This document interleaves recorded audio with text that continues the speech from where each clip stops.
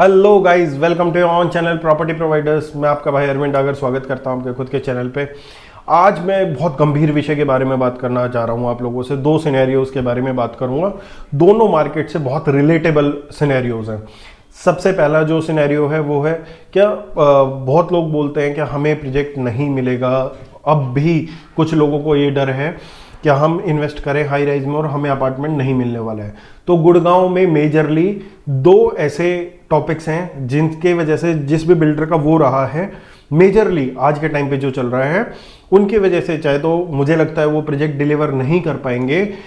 या दूसरा जो सिनेरियो रहेगा वो रहता है कि लोग ये कहते हैं कि मार्केट हर एक महीने दूसरे महीने में लोगों का ट्रेंड शुरू हो जाता है यूट्यूब पे, क्या मार्केट कलेप्स कर गई। तो वो किस टाइप के प्रोजेक्ट है जो कलेप्स कर रहे हैं और कौन से वो बिल्डर है जिनके वो प्रोजेक्ट नहीं बिक पाते और कौन से वो बिल्डर हैं जिनके प्रोजेक्ट बिक जाते हैं। तो दो सिनेरियो के बारे में बात करूंगा। इससे ना आपको as a end user, as a investor दो सीख जरूर मिलेंगी। सबसे पहले तो किन प्रोजेक्ट में आप लोगों को नहीं जाना है, मतलब कि किस टाइप के प्रोजेक्ट में आप लोगों को नहीं जाना है।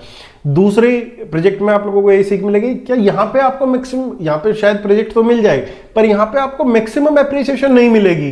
तो ये दोनों सिनेरियो आज हम क्लियर करने वाले हैं। जो सबसे पहला सिनेरियो है क्या बिल्डर किस किस सिचुएशंस में आज के टाइम में मुझे जो लगता है क्या पोजीशन नहीं दे पाएगा। जो मुझे दो फैक्टर्स लगते हैं, हो सकता है, मैं ये बिल्कुल नहीं कह रहा हूं कि ये 100% श्योर होगा, क्योंकि कुछ बिल्डर इसमें से आउट ऑफ द बॉक्स निकलेंगे जिनके पास फंडिंग बहुत ही ज्यादा स्ट्रांग होगी और वो प्रोजेक्ट दे पाएंगे।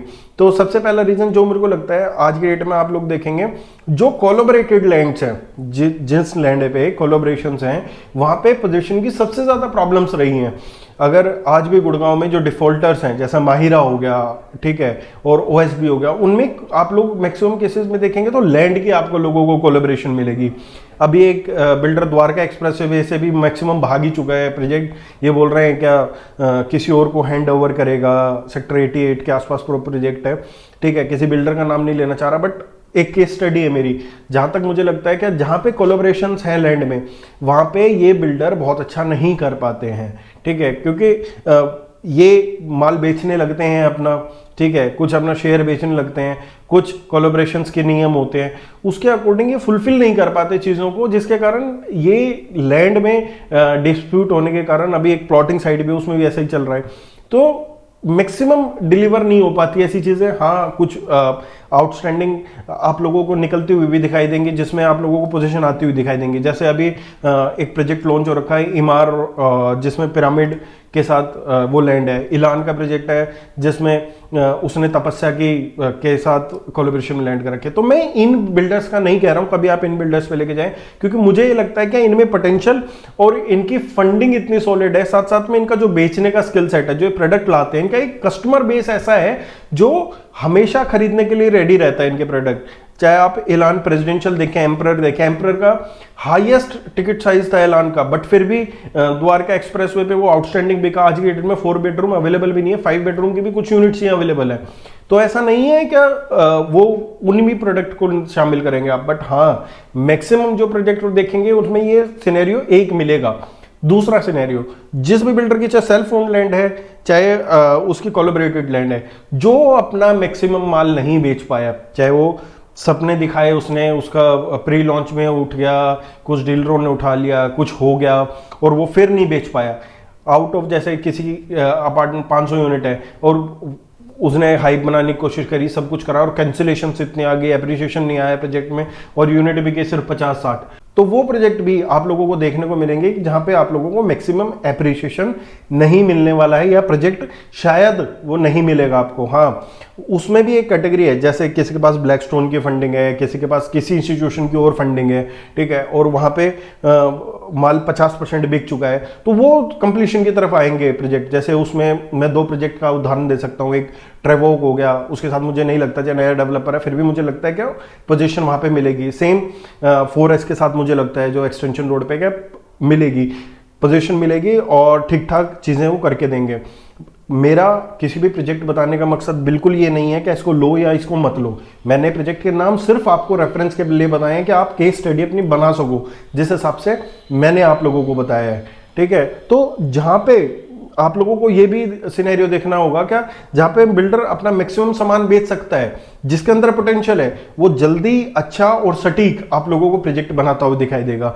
आज M3M के साथ या स्मार्ट वर्ल्ड के साथ सीन क्या है, 5-5, 6-6 प्रोजेक्ट चल रहे हैं, अंडर कंस्ट्रक्शन भी है, सबकी टाइमली डिलीवरी चल रही है, फास्ट बना रहा है, ठीक है। उसके पीछे रीजन क्या है, क्योंकि उनका सामान बिकता है, ठीक है, चाहे वो कैसे भी बेचे। लोग बोलते हैं यार स्कीम ही बिल्डर है, स्कीम निकाल के बेचता है, कुछ करता है, बट एप्रिसिएशन मिलता है लोगों को। ऐसा नहीं है M3M का किसी ने एक प्रोजेक्ट में सामान खरीदा, वो दूसरे में भी खरीदेगा, इसका मतलब ये नहीं है वो नहीं खरीदेगा, और उनमें पोटेंशियल भी है वो डिलीवर करने का, तभी तो चल रहा ही है ना कंपनी, तभी तो इतने प्रोजेक्ट बन रहे हैं आज गुड़गांव में। उनके अलावा चलो DLF मानते हैं, ठीक है, एक आधी और कंपनी, अदरवाइज इतने सारे अंडर कंस्ट्रक्शन प्रोजेक्ट और डिलीवर करना टाइम पे किस बिल्डर ने करा है। बुराई तो हर एक आदमी कर देता है, बट ये भी देखना जरूरी है क्या हम लोग किस स्टेजेस पे मार्केट के पे चलते हैं।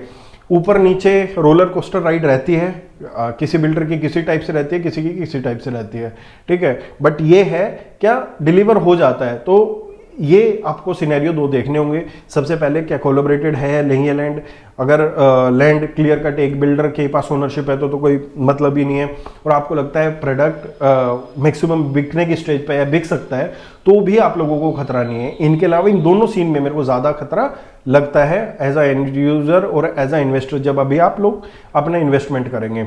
दूसरा सिनेरियो जहाँ पे आप लोगों को मैक्सिमम रिटर्न नहीं देखने को मिलेगा या मैक्सिमम बिल्डर नहीं बेच पाता है, उसके पीछे क्या रीज़न है और कौन से प्रोजेक्ट है जो अच्छी तरह बिक रहे हैं और उनका क्या रीज़न था। अब जैसे इसी का एग्जांपल लेते हैं, लेटेस्ट ही बता रहा हूँ मैं, बहुत ज़्यादा पुरानी मैं स्टडीज़ में नहीं जाऊँगा। लोग कह रहे हैं कि मार्केट डूब गया, वो हम लोग पिछले 2019 से सुनते आ रहे हैं, 2019 से 19-20 से सुनते आ रहे हैं, 20 से ही लोग बोलने लगे थे, 20 से और 25 तो आ गया है, अब तक तो कुछ हुआ नहीं, ठीक है। अब मैं ये ज़रूर मानता हूँ कि क्लाइंट का कहीं ना कहीं फ्लो शिफ्ट भी हुआ है, कहीं ना कहीं इंटरेस्ट भी है, और इतना एकदम से आउटस्टैंडिंग रिटर्न नहीं है कि जो कोविड के बाद था। बट अगर आज का आप सिनेरियो देखें, जो मार्की बिल्डर्स हैं गुड़गांव में, चाहे वो अभी बिरला हो, आप लोग देखेंगे 500 के आसपास यूनिट थी और करीबन 700 से ऊपर यूआई हैं। आज भी हम लोगों के NRI की अलॉटमेंट है, ठीक है, वो चल रही हैं। उसके बाद कल से वो है इंडियन अलॉटमेंट्स है। तो पूरे क्लाइंट्स को मेल भी नहीं गई है, पूरे क्लाइंट्स का नंबर भी नहीं आ रहा EOI के लिए, जबकि 3.5-3.25 करोड़ रुपए का अपार्टमेंट है, कोई छोटा नहीं है। बट क्या बिल्डर ने डिफरेंशिएशन दी प्रोजेक्ट में, क्या लोकेशन में डिफरेंस दिया कुछ था, जब ही प्रोजेक्ट उस गति से जा रहा है।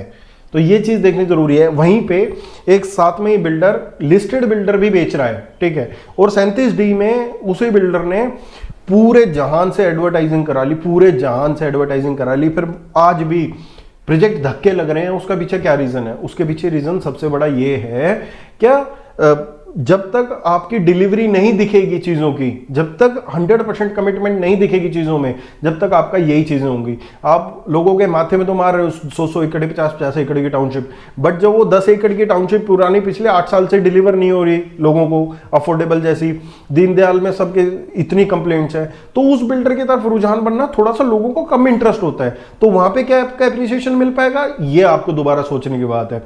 ये सिर्फ मैं आप लोगों को अपनी अजम्पशंस और अपनी नॉलेज के बेस पे सारी चीजें क्लियर इसलिए कर रहा हूं क्योंकि आज का टाइम ऐसा है, क्या आप जब जाएंगे मार्केट में खरीदने, तो लोग आपको हर एक अपार्टमेंट, चाहे कोई 2 करोड़ का हो, चाहे 2.5 का हो, चाहे 3 का हो, चाहे 5 का हो, सब लग्जरी है। मार्केट में आज लग्जरी से कम कोई बात ही नहीं कर रहा। चाहे अफोर्डेबल हो, अफोर्डेबल प्रोजेक्ट में भी लग्जरी घुसा दे रहे हैं लोग, ठीक है।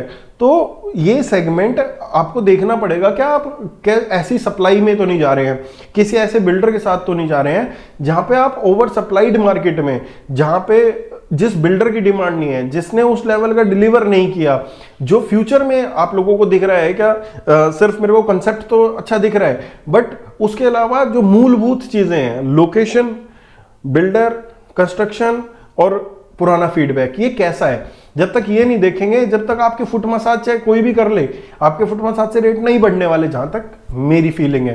तो ये 2 सिनेरियो मैं आप लोगों के साथ डिस्कशन करना चाहता था। साथ में एक मैं प्लॉट के लिए भी आप लोगों को बताना चाहता हूं।